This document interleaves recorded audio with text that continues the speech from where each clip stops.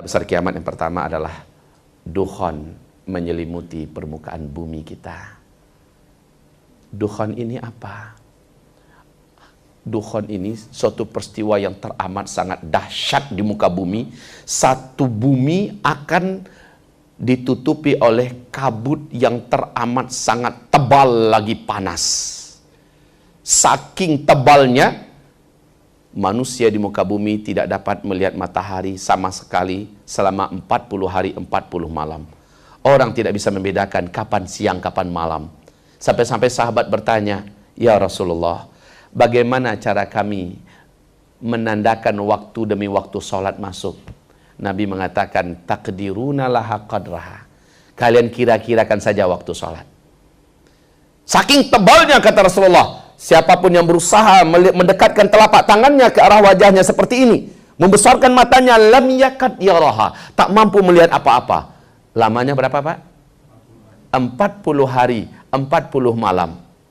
Gelap gulita muka bumi ini. Kalau hanya sekedar gelap gulita sih it's okay lah. Tapi masalahnya kabut debu ini panas, Pak. Panas. Saking panasnya, kata Rasulullah, orang-orang kafir yang tidak sempat menyelamatkan diri, mereka akan melepuh, kulitnya akan meleleh, melepuh, seolah-olah dimasukkan ke dalam oven. Di dalam hadis dengan sanad yang jayyid dari Ibnu Jarir, Rasulullah bersabda, orang-orang kafir akan mengeluarkan asap dari lubang hidungnya. Dari mulutnya akan mengeluarkan asap, dari lubang duburnya mengeluarkan asap. Biji mata mereka seolah mau lepas dan keluar saking panasnya. Dada mereka seperti hangus terbakar. Tapi ini orang kafir yang nggak sempat menyelamatkan diri ya. Adapun kata Rasulullah, orang Islam yang hobi buat dosa sebelum itu terjadi, minim amal solehnya sebelum ini terjadi, sama menderitanya seperti orang kafir. Hanya melalui penderitaan ini dosa-dosa mereka Allah angkat semua. Tapi orang beriman yang amal solehnya sebelum ini terjadi banyak, amal solehnya banyak sebelum ini terjadi, dia melewati dukhon 40 hari 40 malam itu dalam keadaan selamat. Ketika matahari kembali nampak, bumi kembali terang, orang-orang beriman hanya seperti terserang flu dan demam saja. Tapi orang kafir yang kemarinnya sebelum kejadian dukhon cakep-cakep, cantik-cantik, miswat-miswat dan segala macamnya, ketika ini setelah berlalu, mereka seperti zombie-zombie yang berjalan. Wajah mereka, bentuk mereka terjadi perubahan yang menjelek, yang jelek, Pak. Maaf kaum muslimin yang kami muliakan, kalau pernah Bapak menyaksikan Lord of the Ring, pernah menyaksikan bagaimana Orc, bala tentara yang jahat-jahat itu, ilustrasi itu mereka ambil dari hadis. Nah, kaum muslimin yang kami muliakan, dukhon ini 40 hari 40 malam. Kapankah dukhon akan terjadi? Kapan dukhon akan terjadi? Ingat hadisnya tadi. Butiran pertama itu baru akan keluar kalau simpulnya diputus. Simpul itu apa? Dengarkan hadis dari Abdullah ibnu Abbas berikut ini. Apa kata Abdullah ibnu Abbas? Semalaman saya tidak bisa tidur. Muridnya Ibnu Abi Mulaikah bertanya, kenapa wahai Tuan Guru? Beliau mengatakan, karena sahabat-sahabat kami mengatakan malam tadi mereka melihat meteor sudah melintas di atas bumi kita. Kemungkinan besok terjadi dukhon. Berarti dengan ini terbongkar satu rahasia, bahwa simpul yang diputuskan itu adalah meteor menghantam bumi. Dan meteor menghantam bumi ini Allah sebutkan di 5 surat di akhir zaman, bukan kiamat ya Pak ya, di akhir zaman menjelang kiamat bumi kita akan mengalami hantaman serangan meteor. Surat Saba, surat Al-Muluk, surat Al-Hadid, surat At-Tur dan surat Ad-Dukhan. Surat Ad-Dukhan. Di 5 suratnya Allah menggambarkan peristiwa besar nanti menghantam bumi menjelang kiamat. Hantaman meteor. Ada apa dengan kekuatan meteor sehingga dia mampu menjadikan hasil seperti itu? Sebelum saya sampaikan bagaimana kekuatan meteor secara ilmiah, tuan-tuan, puan-puan semua, bapak-bapak dan ibu-ibu yang kami muliakan, mari kita simak bagaimana pernyataan NASA Amerika Serikat 43 tahun yang lalu dan pernyataan mereka di pertengahan 2012. Mereka mengatakan bumi kita 2013 nanti akan mulai memasuki arus sungai meteor. Ini arus sungai meteor, Pak. Memang meteornya Betul-betul melaju dengan jumlah yang sangat banyak dalam bentuk kecepatan yang sangat laju. 120.000 kilometer per jam meteor itu melesat di ruang angkasa. Dan itu ada jalurnya resmi. Meteor semua. Bumi kita melintas. Kebayang nggak betapa berbahayanya posisi bumi kita? Melintas di arus sungai meteor. Ternyata pas 2013 Pak, 3 meteor masuk ke bumi kita. Masih ingatkah? Lihat di YouTube masih ada tuh. Tanggal 15 Februari. Meteor pertama masuk di, nasib baiknya jatuh di Siberia, Rusia, di Danau Es. Berat meteor itu adalah 10.000 ton. 30.000 gedung, rumah-rumah yang ada kacanya langsung hancur kaca-kaca itu. 1.200 korban. Untung jatuhnya di Danau Es, Pak, sehingga danau itu menggelegak berapi seolah kawah yang berapi sedang aktif. Meteor kedua jatuh di Argentina. Di malam hari, hari Minggu Pak, tanggal 14 April. Catat tanggal-tanggal ini. Lihat di YouTube. Nasib baik meteor ini cuma kecil, sehingga dia tidak sampai ke daratan. Dia meledak di atas langit udara negara Argentina. Di malam hari itu Pak, sedang ada konser musik raksasa. Sehingga 8 kota terang benderang beberapa detik. Meteor yang ketiga masih di tahun yang sama, 2013, jatuh di Los Angeles tanggal 7 November. Silakan masing-masing dilihat di YouTube. Berikutnya 2014, 2015, bumi kita, masing-masing negara di malam hari bisa melihat lintasan ratusan ribu meteor yang sangat banyak. Subhanallah. Sekarang kita ada di 2016 dan menuju akhir. Kaum muslimin, saudara-saudaraku, hamba-hamba Allah yang saya cintai. Simak bagaimana Rasul menyebutkan, dan ini rahasia, kenapa Amerika Serikat di akhir 2012 telah merampungkan pengerjaan bunker raksasa mereka yang ke-6. Yang ke-6 loh Pak. Satu bunker itu kedalamannya dari 30 meter sampai 300 meter. Dan satu bunker ini dapat menampung manusia sejumlah 500.000 manusia. Dan telah dilengkapi fasilitas hidup, baik energi cadangan, alat-alat kesehatan, obat-obatan, termasuk makanan yang dapat bertahan untuk dikonsumsi 500.000 manusia selama 1 tahun. Sudah 6 bunker loh Pak mereka buat.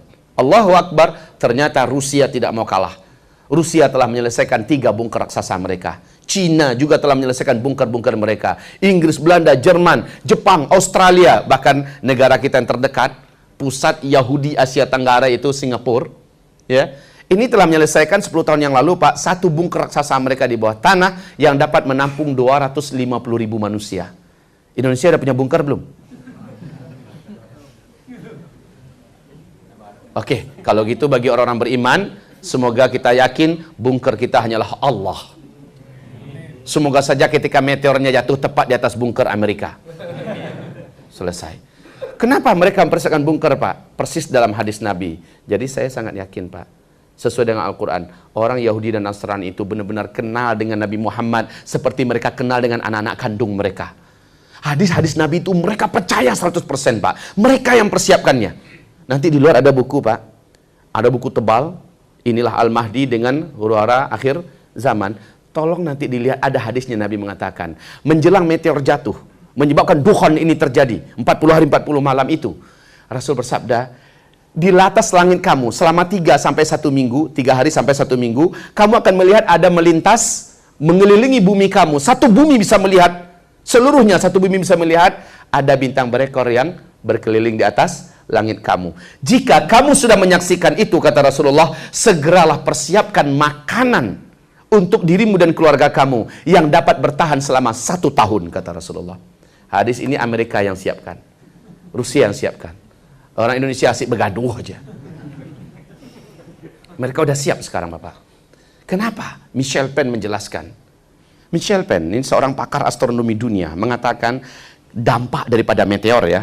Meteor yang melaju-laju di luar angkasa kita ini besarnya beda-beda, kecil besar berbeda-beda, dan kekuatan ledakannya tergantung kepada berapa besarnya meteor itu. Kalau garis diameter 1 meteor yang menghantam bumi, sementara bumi kita sedang ada di tengah-tengah arus sungai meteor sekarang ya, peluang bumi kita mengenai hantaman itu menurut NASA Amerika ada 1.300 meteor yang akan menghantam bumi. Bahkan di Oktober yang akan datang 2017 ada 1 meteor yang melaju ke arah perjalanan yang akan ditempuh oleh bumi kita. Wallahu alam. Apakah akan menimpa bumi kita atau bagaimana? Yang jelas peluang yang besar-besar ini ada. Terus kita lanjut. Garis diameter 2 km saja. Maka apabila dia menghantam bumi kita, kekuatan ledakannya sama dengan 1 juta kali lipat bom nuklir yang dulu pernah meledak dan dijatuhkan di Nagasaki dan Hiroshima. Bukan 2-3 kali lipat, Pak. 1 juta kali lipat. Kalau meteor tersebut jatuhnya ke laut, maka akan menimbulkan gelombang tsunami setinggi 230 meter.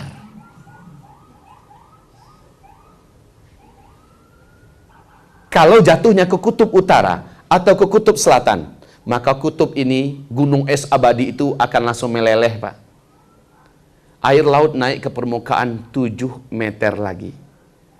Kota-kota besar yang dibangun di tepian pantai akan tenggelam forever, selama-lamanya.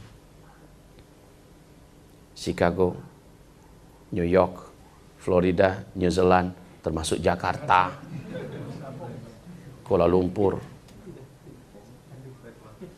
Jepang, ya. Sebut saja suka hati.